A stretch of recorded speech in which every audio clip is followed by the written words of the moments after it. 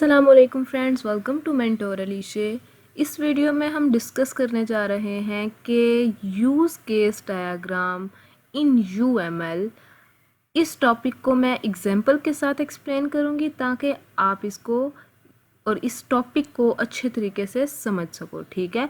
और इसमें आपको कोई डाउट ना रहे, क्योंकि मैक्सिमम जगहों से आपको ये थ्योरी ही मिलेगी, ठीक है। लेकिन जब आप इस थ्योरी को रियल एग्जांपल के साथ समझेंगे तो आपको सारे के सारे टॉपिक की अच्छी तरीके से समझ आ जाएगी।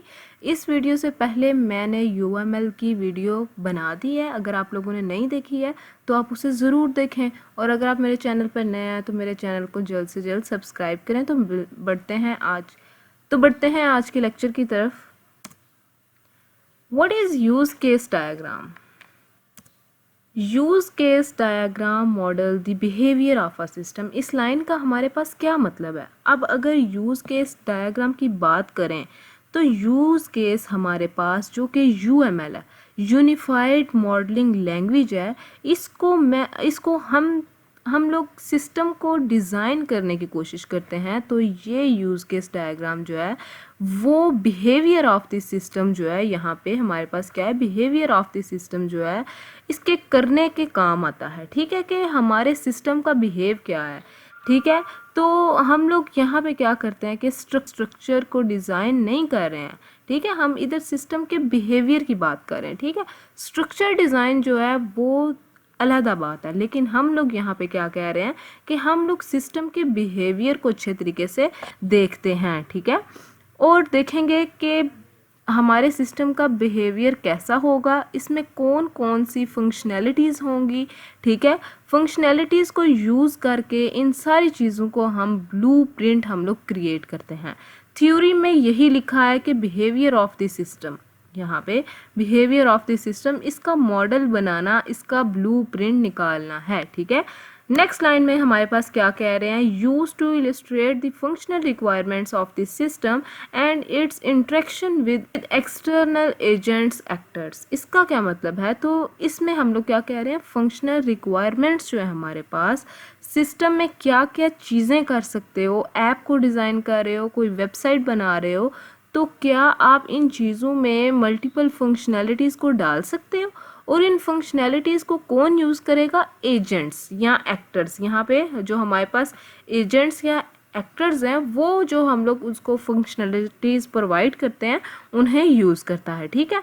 तो ये सारी चीज़ें मैं आपको एग्जांपल के साथ समझाती हूँ। जैसे हम गूगल को ओपन करते हैं तो सबसे पहले ऊपर हमारे पास सर्च का ऑप्शन आ जाता है। तो जब हम सर्च करते हैं, इस बार में जाते हैं, तो जो आपने रिसेंटली आपने डाटा जो होता है वो सर्च किया होता है, ठीक है, सर्च किया होता है, वो शो हो जाता है कि आपने मतलब ये रिसेंट सर्च किया हुआ है, मतलब इसके मुताबिक आपका डाटा है। अगर आप 2-3 लफ्ज़ लिखते हैं ना तो उसके नीचे शो होना शुरू हो जाता है मुख्तलिफ तरह का डाटा, ठीक है।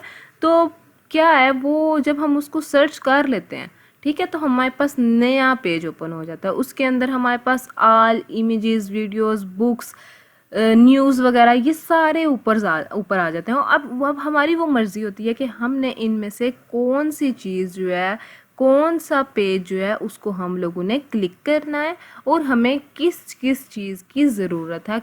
तो इस तरह से जब हम लोग काम करते हैं ना तो हमें एक चीज़ का ओवरव्यू मिल जाता है, ठीक है।